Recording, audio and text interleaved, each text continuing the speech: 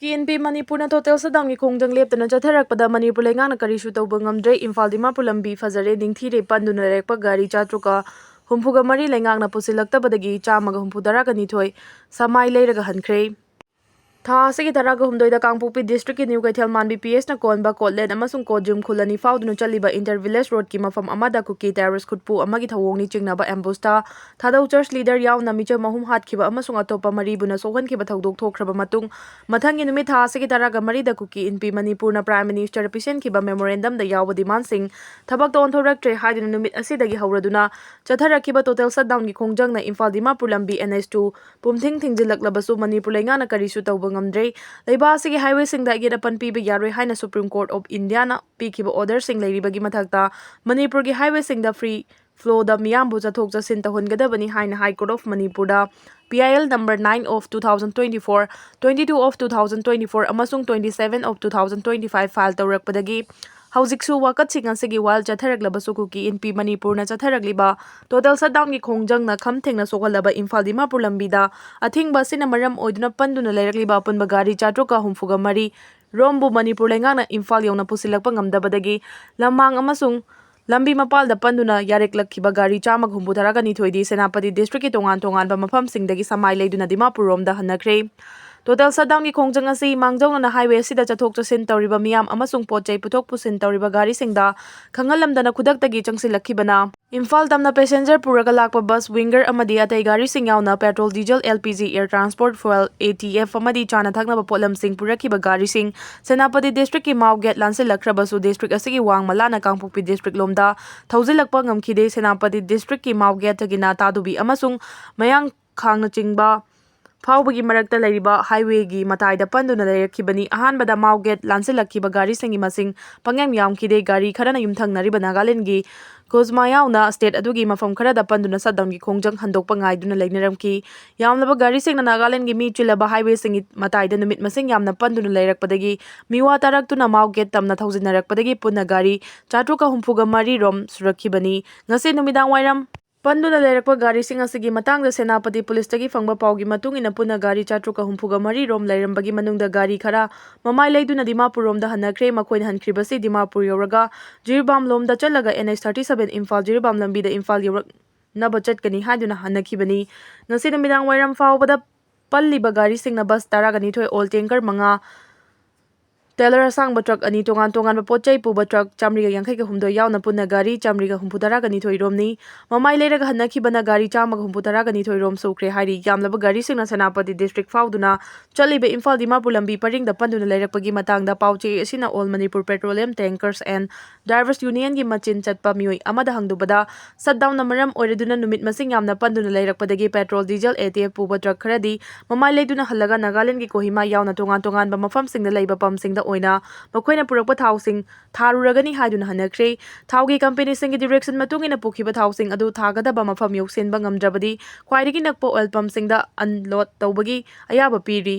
handok hanjin tawbada changba thawgi mamalsu company na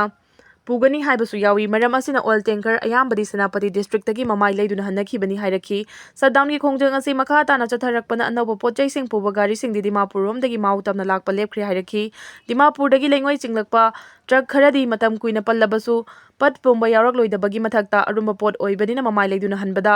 yauhodana adumak panduna leibasu yauri hairakhi pauche asina Manipur Drivers Association MDA gi General Secretary da hanglubadadi panduna leirakpa gari sing Imphal yongna pusilakna balengang na honabidabadagi gari ayamba Senapati district ki tongan ba mafam singdagi mamai leiduna hanakhre haiduna gari sing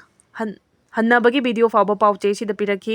numit masing yamna panduna leirakpana gari driver singi chathok chasin gi sijinnanaba pirakpa senpham sing loisinaba yaure chana thangnaba pochai sing leisilaktre gari driver ayamba mapan gi state singi Meeoi sing oibana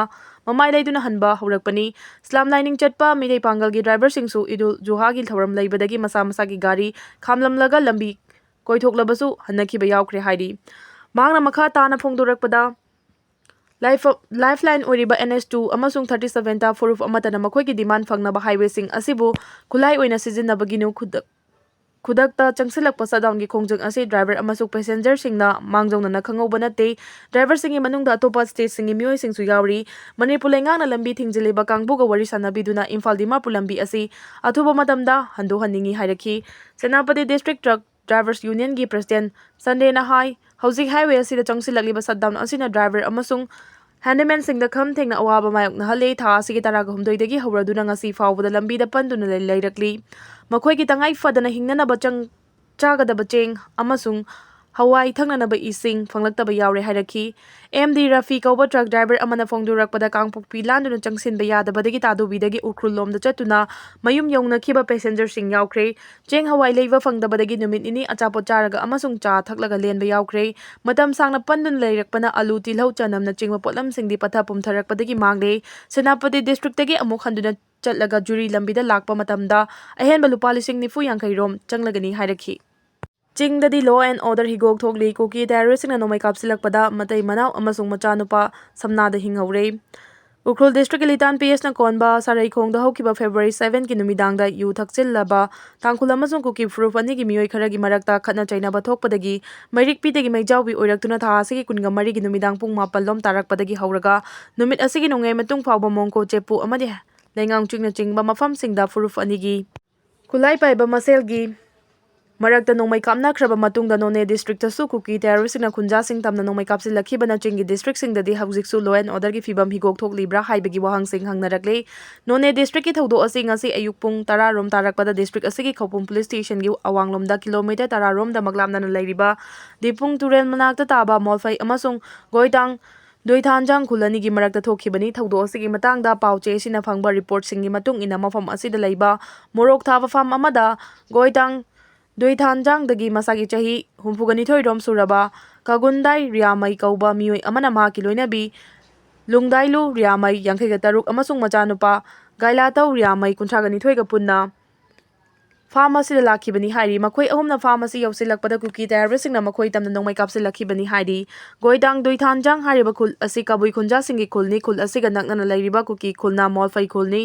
cookie टेररिस्टसिंगना मतै मनाव अमसुंग मचानुपा तमना नोंमै कापसिलखिबदो मोलफै खुललोमदगी नत्ते टेररिस्टसिंग अदुना गोइतांग दोइथानजांग खुललोमदा चंगसिलक्लगा लुमदुना लैरमलबा मतुंगदा मियोई अहुम असि लाकपा उबदगी मखोई तमना नोंमै कापसिलखिबनी हाइरी नोंमै कापसिनबा हौरकपदगी कागुंदाई रियामैना महाकी लोइनबी अमसुंग मचानुपागा लोइनना मफम अदु थादोक्तुना साफगदबा मफमदा चेनकी ngasi नुमिदांग वाइरम फावबदा मखोई अहुमक मसागी युमदा हलकपा ngamkhidri थौदो असिगी रिपोर्ट फंगबदगी खौपुम पुलिस स्टेशन मसिगी general diary GD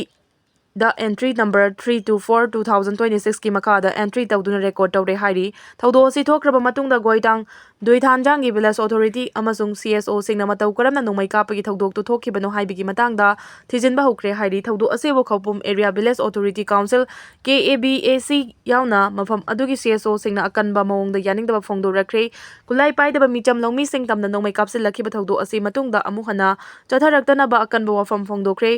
Zeliangrong पुई reason की रोंगमै नागा खुंजासिंगनासु विलेज वॉलंटियरसिंगा खुसमनादुना नोंमै कापसिलखिबसिंगा मायोकनखी अमसुंग मतै मनाव अमसुंग मचानुपाबु कलौखि हाइरी एंगलेब अमसुंग साइटुगी Naga Khul 53 ngak seliba volunteerसिंगदा तेंगबांख्रे Churachandpur district के हेंगलेब अमसुंग कांगपोक्पी डिस्ट्रिक्ट की साइटुगी नागा खुल 53 बुंगाक सेलकलिबा volunteerसिंगदा Khurai assembly constituency political activist Harungbam Asirjit बोइचाना नोंमगी पुंसीदा तंगाई फदना चंगबा पोटलमसिंग तेंगबांख्रे मांगना लुचिंगबा खुदपु अमना ngasi साइटु एसीगी परेंगबा खुंजाउदा लैबा विलेज गार्डसिंगी लोयांगदा हकथेंगना चतुना पोटलमसिंग अदु खुसिनखिबनी मांगना हाई लमदमसिदा हंदक चथरकलिबा लान असि अखोई मसेलगी मरक्ता थोकपा लान नते मपानदगी चंगलकपा फॉरेनरसिंगना यलौमीसिंगदा अतमना चथरक्तुना खुदुम चनसिनबा होनरकपा लानी मसिगी मायोक्ता नागागी खुल 53 बुंगाक सेलकलिबा volunteerसिंगदा चाना थकनबा पोलमसिंग खुदोल तंबनी हाइकी तेंगमांग पोलमसिंग खुसिनरबदा नागा फूड हिल्स की कस्टमरी बेंच की चेयरमैन TS लुंगाई सिंगी माइकैदगी थागतपा फोंदोरखी हाइरी अरिना थोंबदा नुपा मचा अमा लेखिद्रे ngरang नुमिदांग पुंग 3:45 रोम तारकपदा बिष्णुपुर डिस्ट्रिक्ट की फोगोक चौई खाई PS ना कोनबा तिदिम लंबी परेंगी रेडियंट पब्लिक स्कूल की मायोकनबा मफम अमादा मखोंगना चटपा नुपा मचा अमा गाड़ी स्कॉर्पियो MN01AW 3241 ना थोंबदा सोकपदगी रास मेडिसिटी दा पुखतुना लाइकनबदा कनबंगमदना लेखिद्रबा नुपा मचादोगी ममिंग क्वाक्ता साबा लेकाई वार्ड नंबर 2 दगी संगोम सुबम हिपजूर कुतारागा तरेट अपोक्पा मुजिबुर कवी हारी गाड़ी अदु मोयरांगलोमदगी थौरखिबनी थौदोसिगी मतंगदा पुलिसना केस अमा लौखलगा चेनरीबा गाड़ी अमसुंग ड्राइवर फारी लेखिद्रबगी हकचांग रिम्स की मिरेल संगदा पोस्टमार्टम एग्जामिनेशन तौरबा मतुंगदा माकी इमुंगी मियोइसिंगदा खुसिनखरे ꯊꯥꯎ ꯑꯃꯁꯨꯡ LPG PIBꯒꯤ ꯆꯦꯔꯣꯜ ꯑꯃꯗ ꯃꯅꯤꯄꯨꯔꯒꯤ ꯃꯐꯝ ꯄꯨꯝꯅꯃꯛꯇ ꯄꯦꯇ꯭ꯔꯣꯜ, ꯗꯤꯖꯜ ꯑꯃꯁꯨꯡ LPG ꯃꯔꯥꯡ ꯀꯥꯏꯅ ꯂꯩꯔꯤ ꯍꯥꯏꯅ ꯑꯣꯏꯜ ꯀꯝꯄꯦꯅꯤꯁꯤꯡꯅ ꯐꯣꯡꯗꯣꯔꯛꯂꯦ ꯍꯥꯏꯔꯤ꯫ ꯆꯍꯤ 150ꯒꯤ ꯃꯃꯥꯡꯗ ꯐꯪꯈꯤꯕ ꯆꯩꯊꯦꯡ ꯃꯊꯪ ꯆꯍꯤꯗ ꯐꯪꯂꯕ ꯌꯥꯏ꯫ ꯆꯍꯤ 150ꯒꯤ ꯃꯃꯥꯡꯗ ꯊꯣꯛꯈꯤꯕ ꯑꯀꯤꯕ ꯐꯪꯂꯕ ꯏꯀꯪꯒꯤ ꯆꯩꯊꯦꯡ ꯃꯊꯪ ꯆꯍꯤ 2027ꯇ ꯐꯪꯂꯕ ꯌꯥꯏ ꯍꯥꯏꯅ ꯁꯥꯏꯟꯇꯤꯁꯁꯤꯡꯅ ꯆꯦꯛꯁꯤꯟ ꯋꯥꯐꯝ ꯊꯝꯂꯛꯈ꯭ꯔꯦ꯫ ꯈ꯭ꯋꯥꯏꯗꯒꯤ ꯇꯝꯊꯤꯔꯕ ꯑꯜ ꯅꯤꯅꯣꯒꯤ ꯆꯩꯊꯦꯡ ꯃꯥꯂꯦꯝꯒꯤ ꯂꯩꯕꯥꯛ ꯑꯌꯥꯝꯕꯗ ꯐꯪꯂꯛꯀꯗꯧꯔꯤꯕ ꯑꯁꯤꯗ ꯏꯟꯗꯤꯌꯥ ꯂꯩꯕꯥꯛꯀꯤ ꯃꯤꯡꯁꯨ ꯌꯥꯎꯔꯤ꯫ ꯑꯜ ꯅꯤꯅꯣ ꯍꯥꯏꯔꯤꯕ ꯑꯁꯤ ꯃꯍꯧꯁꯥ ꯂꯥꯏꯔꯦꯝꯕꯤꯒꯤ ꯈ꯭ꯋꯥꯏꯗꯒꯤ ꯁꯥꯊꯤꯕ ꯁꯥꯕꯅ ꯃꯔꯝ ꯑꯣꯏꯔꯒ ꯏꯀꯪ ꯊꯣꯛꯍꯟꯕꯒꯤ ꯊꯧꯑꯣꯡ ꯑꯃꯅꯤ꯫ ꯆꯍꯤ 150ꯒꯤ ꯃꯃꯥꯡꯗ 1877ꯗꯒꯤ 1878ꯇ ꯊꯣꯛꯈꯤꯕ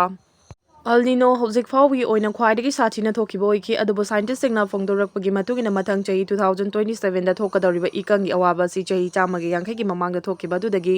ꯁꯔꯨꯛ ꯀꯌꯥ ꯍꯦꯟꯒꯅꯤ ꯍꯥꯏꯔꯤ꯫ ꯅꯤꯡꯁꯤꯡꯕ ꯌꯥꯕꯗꯤ 1877ꯗꯒꯤ 1878ꯇ ꯊꯣꯛꯈꯤꯕ ꯑꯜ ꯅꯤꯅꯣꯅ ꯃꯥꯂꯦꯝꯒꯤ ꯂꯩꯕꯥꯛꯁꯤꯡꯗ ꯈꯝ ꯊꯦꯡꯅ ꯁꯥꯕꯒꯤ ꯆꯩꯊꯦꯡ ꯄꯤꯈꯤ꯫ ꯂꯣꯏꯅꯅ ꯃꯇꯝ ꯁꯥꯡꯅ ꯁꯥꯔꯛꯄꯅ ꯃꯔꯝ ꯑꯣꯏꯔꯒ ꯃꯤꯑꯣꯏ ꯂꯥꯈ ꯀꯌꯥ ꯁꯤꯕꯒ ꯂꯣꯏꯅꯅ ꯂꯧꯎ ꯁꯤꯡꯎꯕꯒꯤ ꯊꯕꯛ ꯑꯃꯠꯇ ꯇꯧꯕ ꯌꯥꯈꯤꯗꯦ꯫ ꯄꯦꯁꯤꯐꯤꯛ ꯑꯣꯁꯤꯟꯗ ꯔꯤꯁꯔꯆ ꯇꯧꯕ ꯁꯥꯏꯟꯇꯤꯁꯁꯤꯡꯅ ꯐꯣꯡꯗꯣꯔꯛꯄꯒꯤ ꯃꯇꯨꯡꯏꯟꯅ ꯃꯣꯂꯔ ꯔꯥꯟꯁꯤꯒꯤ ꯃꯈꯥꯗ ꯁꯥꯕꯒꯤ ꯆꯥꯡ ꯌꯥꯝꯅ ꯍꯦꯟꯒꯠꯂꯛꯂꯤ꯫ ꯊꯧꯑꯣꯡ ꯑꯁꯤ ꯑꯜ ꯅꯤꯅꯣ ꯊꯣꯛꯂꯛꯅꯕꯒꯤ ꯑꯆꯧꯕ ꯃꯔꯝ ꯑꯃꯅꯤ꯫ ꯑꯜ ꯅꯤꯅꯣꯒꯤ ꯍꯧꯔꯛꯐꯝ ꯄꯦꯁꯤꯐꯤꯛ ꯑꯣꯁꯤꯟꯗꯒꯤ ꯑꯣꯏꯔꯕꯁꯨ ꯃꯄꯨꯡ ꯑꯣꯏꯅ India, Australia, South Africa, Middle Africa, Amazon ꯕꯦꯁꯤꯟꯅꯆꯤꯡꯕ ꯃꯐꯝꯁꯤꯡꯗ ꯑꯆꯧꯕ ꯆꯩꯊꯦꯡ ꯐꯪꯒꯅꯤ꯫ ꯂꯩꯕꯥꯛꯁꯤꯡ ꯑꯁꯤꯗ ꯈꯝ ꯊꯦꯡꯅ ꯁꯥꯕꯅ ꯃꯔꯝ ꯑꯣꯏꯔꯒ ꯎꯃꯪ ꯃꯩ ꯆꯥꯛꯄꯒꯤ ꯊꯧꯗꯣꯛ ꯊꯣꯛꯀꯅꯤ꯫ ꯑꯗꯨꯒ ꯅꯥꯀꯜ ꯑꯃꯔꯣꯝꯗꯅ ꯁꯥꯎꯊ ꯑꯃꯦꯔꯤꯀꯥꯗ ꯑꯀꯟꯕ ꯃꯑꯣꯡꯗ ꯅꯣꯡ ꯇꯥꯒꯅꯤ꯫ ꯅꯣꯔꯊ ꯑꯃꯦꯔꯤꯀꯥꯗꯅ ꯀꯥ ꯍꯦꯟꯅ ꯁꯥꯕꯒꯤ ꯑꯋꯥꯕ ꯃꯥꯌꯣꯛꯅꯒꯅꯤ꯫ ꯑꯜ ꯅꯤꯅꯣꯅ ꯃꯔꯝ ꯑꯣꯏꯔꯒ ꯏꯟꯗꯤꯌꯥꯒꯤ ꯂꯧꯎ ꯁꯤꯡꯎꯕꯒꯤ ꯊꯕꯛꯇ ꯆꯥꯎꯅ ꯑꯀꯥꯏꯕ ꯄꯤꯔꯛꯀꯅꯤ꯫ ꯆꯥꯅ ꯊꯛꯅꯕ ꯄꯣꯠꯊꯣꯛ ꯄꯨꯊꯣꯛꯄ ꯉꯝꯂꯛꯇꯕꯗꯒꯤ ꯄꯣꯠꯆꯩꯒꯤ ꯃꯃꯜ ꯈꯝ ꯊꯦꯡꯅ ꯇꯥꯡꯈꯠꯂꯛꯂꯒꯅꯤ꯫ ꯁꯥꯕꯒꯤ ꯆꯥꯡ ꯍꯦꯟꯒꯠꯂꯛꯄꯒꯤ ꯃꯌꯦꯛ ꯂꯥꯔꯕ ꯈꯨꯗꯝ ꯍꯥꯏꯕꯕꯨ ꯍꯧꯖꯤꯛ ꯏꯟꯗꯤꯌꯥꯒꯤ ꯃꯐꯝ ꯀꯌꯥꯗ ꯁꯥꯕꯒꯤ ꯆꯥꯡ ꯍꯥꯟꯅꯗꯒꯤ ꯍꯦꯟꯒꯠꯂꯛꯄꯒꯤ ꯔꯦꯀꯣꯔꯗ ꯀꯌꯥ ꯊꯨꯒꯥꯏꯗꯨꯅ ꯆꯠꯂꯤꯕ ꯑꯁꯤꯅꯤ꯫ ꯃꯔꯝ ꯑꯗꯨꯅ ꯏꯟꯗꯤꯌꯥ ꯒꯚꯔꯟꯃꯦꯟꯠꯅ ꯍꯧꯖꯤꯛꯇꯒꯤ ꯍꯧꯅ ꯑꯜ ꯅꯤꯅꯣꯗꯒꯤ ꯉꯥꯛꯊꯣꯛꯅꯕꯒꯤ ꯄ꯭ꯂꯥꯅꯤꯡ ꯇꯧꯕꯒꯤ ꯇꯉꯥꯏꯐꯗꯕ ꯂꯩꯔꯦ ꯍꯥꯏꯅ ꯁꯥꯏꯟꯇꯤꯁꯁꯤꯡꯅ ꯐꯣꯡꯗꯣꯔꯛꯈꯤꯕꯅꯤ꯫ ꯌꯨꯝꯂꯣꯟꯅꯔꯤꯕ ꯂꯩꯕꯥꯛꯁꯤꯡꯕꯨ ꯌꯨꯑꯦꯁꯀꯤ ꯆꯨꯡꯒꯣꯏ ꯑꯣꯏꯍꯜꯂꯔꯣꯏ꯫ ꯏꯔꯥꯟꯒꯤ ꯁꯨꯄ꯭ꯔꯤꯝ ꯂꯤꯗꯔ ꯃꯣꯁꯇꯥꯕꯥ ꯈꯥꯃꯦꯅꯩꯅ ꯏꯔꯥꯟꯒ ꯌꯨꯝꯂꯣꯟꯅꯅ ꯂꯩꯔꯤꯕ ꯋꯦꯁ ꯑꯦꯁꯤꯌꯥꯒꯤ ꯂꯩꯕꯥꯛꯁꯤꯡꯗ ꯌꯨꯑꯦꯁꯀꯤ ꯃꯤꯂꯤꯇꯔꯤ ꯕꯦꯖ ꯊꯝꯖꯤꯟꯗꯨꯅ ꯃꯇꯝ ꯁꯥꯡꯅ ꯍꯥꯏꯔꯤꯕ ꯂꯩꯕꯥꯛꯁꯤꯡ ꯑꯁꯤ ꯌꯨꯑꯦꯁꯀꯤ ꯆꯨꯡꯒꯣꯏ ꯑꯣꯏꯗꯨꯅ ꯂꯥꯛꯈ꯭ꯔꯕꯁꯨ ꯃꯈꯥ ꯇꯥꯅ ꯋꯦꯁ ꯑꯦꯁꯤꯌꯥꯗ ꯌꯨꯑꯦꯁꯀꯤ ꯆꯨꯡꯒꯣꯏ ꯂꯩꯍꯜꯂꯔꯣꯏ ꯍꯥꯏꯅ ꯐꯣꯡꯗꯣꯛꯈ꯭ꯔꯦ꯫ ꯃꯍꯥꯛꯅ ꯍꯥꯏ ꯋꯦꯁ ꯑꯦꯁꯤꯌꯥꯗ ꯌꯨꯑꯦꯁꯀꯤ ꯃꯤꯂꯤꯇꯔꯤ ꯕꯦꯖ ꯊꯝꯖꯤꯟꯗꯨꯅ ꯂꯩꯕꯥꯛ ꯀꯌꯥꯗ ꯇꯣꯏꯅ ꯈꯠꯅꯕ ꯍꯧꯕ ꯌꯥꯅꯕ ꯑꯃꯁꯨꯡ ꯀ꯭ꯔꯛ ꯊꯤꯟꯗꯨꯅ ꯇꯪꯗꯨ ꯂꯩꯇꯥꯗꯕ ꯐꯤꯚꯝ ꯂꯩꯍꯟꯅꯕ ꯍꯣꯠꯅꯗꯨꯅ ꯂꯥꯛꯂꯤꯕꯅꯤ꯫ ꯂꯩꯕꯥꯛꯁꯤꯡ ꯑꯁꯤꯗ ꯂꯩꯔꯤꯕ ꯌꯨꯑꯦꯁꯀꯤ ꯃꯤꯂꯤꯇꯔꯤ ꯕꯦꯖꯁꯤꯡ ꯂꯧꯊꯣꯛꯈꯤꯕ ꯃꯇꯝꯗ ꯋꯦꯁ ꯑꯦꯁꯤꯌꯥꯗ ꯇꯪꯗꯨ ꯂꯩꯇꯥꯕ ꯍꯟꯖꯤꯜꯂꯛꯀꯅꯤ ꯍꯥꯏꯈꯤ꯫